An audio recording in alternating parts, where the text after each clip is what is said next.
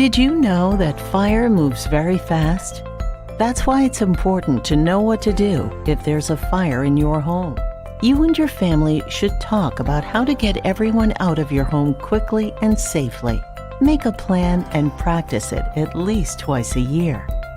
A plan will make sure that you all know what to do when you hear the smoke alarm sound.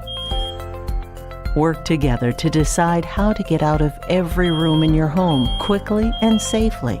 Then practice your plan to be sure everyone understands it. Everyone who lives in or visits your home should know 2 ways out of every room. One way would be the door. The second way out might be the window.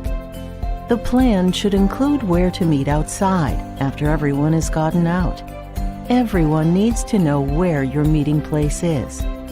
Remember that the sound of 3 beeps and a pause over and over means there is smoke in your home. Everyone should follow the fire escape plan to get out. Some family members or guests might need help getting out. Infants and children will need help to wake up and get to safety. Be sure to plan for this and know who will wake them. Older children should know the plan and practice getting out on their own. Older family members or those with disabilities may also need assistance to get out. Make a plan for helping them too. Practice closing all the doors behind you as you leave.